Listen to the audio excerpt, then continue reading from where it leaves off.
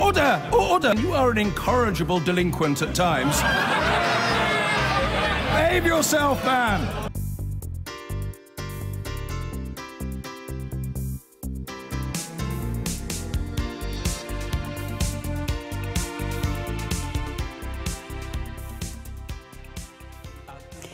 Now, multiple investigations into Cambridge Analytica will go ahead despite the company's announcement last night that it's shutting down. The political strategy firm is closing its doors after being at the centre of the greatest social media data breach. As staff were told they were losing their jobs and were clearing their desks, we attempted to speak to the company's former boss. As our business editor Siobhan Kennedy reports, he wasn't particularly keen on the idea. It wasn't long ago that Cambridge Analytica was a relative unknown. Then came that incriminating footage. Sent some girls around to the candidate's house. We have lots of history of things. And Leaks, the tiny firm, was suddenly tied to one of the giants of social media. And the revelation it had harvested millions of Facebook user profiles, data that they continue to deny was used to influence voters in one of the most controversial elections in recent history. Last night, the incredible rise of Cambridge Analytica came to an abrupt end. It was only a week ago that Cambridge Analytica launched its fight back, hosting a press conference and inviting Channel 4 News here to its offices to interview its new PR consultant. Yet just 7 days later, the company has ceased operations entirely. Its statement devoid of any apology or remorse, instead blaming the siege of inaccurate media coverage, it said, for pushing away its customers and forcing the company into administration. Tonight, a source inside Cambridge Analytica told this programme that management had known since Monday that the firm was going under, but it was pushed back until yesterday when the acting chief executive, Julian Wheatland, held a conference call with staff at 6 p.m. London time to deliver the news. He told them they'd done all they could to keep the firm afloat, but the reputational damage had been too great. Today, we went to see the man, Alexander Nix, whose boasting of honey traps and dirty tricks had sealed the company's fate. Helpfully, he was sat outside his London townhouse, but we still took him by surprise. Mr. Nix, can I ask you what your message is to Cambridge Analytica employees today? As you can see, Mr. Nix clearly didn't want to talk to us. We approached the car. He actually sped away, drove away so violently, so fast that our cameraman had to jump out of the way.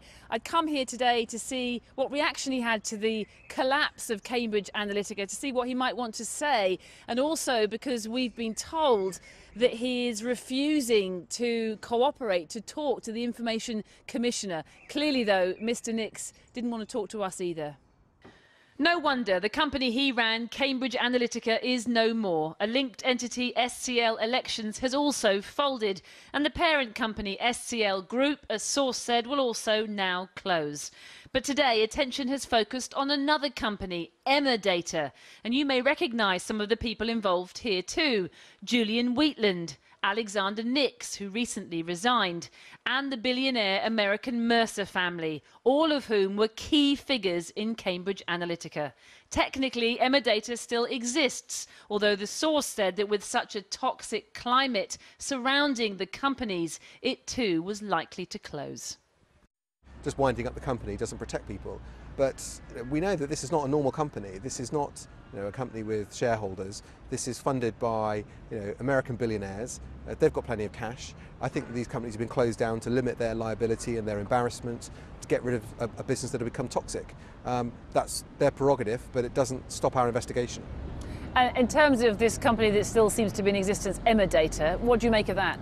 Well, Data is connected to all of these companies. It's about following, I think, the data and the people. That's the key to this. And I think we don't want to be distracted by shell companies being opened up or closed down. As it filed for bankruptcy, Cambridge Analytica simultaneously published what it called an independent report by Julian Mallon's QC, paid for by none other than Cambridge Analytica. But in the 36-page dossier, more often than not, Mr. Mallins repeatedly found no evidence to support the allegations against the company. There was one revelation, however, that some Cambridge Analytica staff working on the Trump election campaign were on incorrect visas, which, if true, would have made their involvement illegal. Cambridge Analytica, that once boasted of its power to influence political outcomes, now disappearing from view. Though the saga surrounding this massive data scandal far from fading.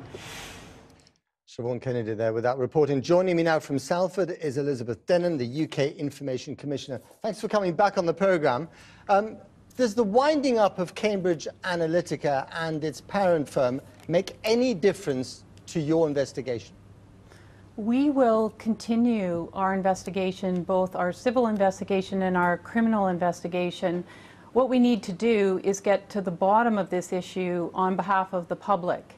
And we will do that. We do have the mechanisms to pursue individuals and directors, even if the company is no longer operating. So if this was an attempt by Cambridge Analytica to somehow, dodge your inquiry or dodge the law, you're saying it's not going to work? It's not going to work. We've been in this situation before where companies go into receivership or liquidation to avoid a sanction or avoid our investigation, and we have been successful in pursuing directors, in pursuing our investigation. We also, through the insolvency service, can collect fines.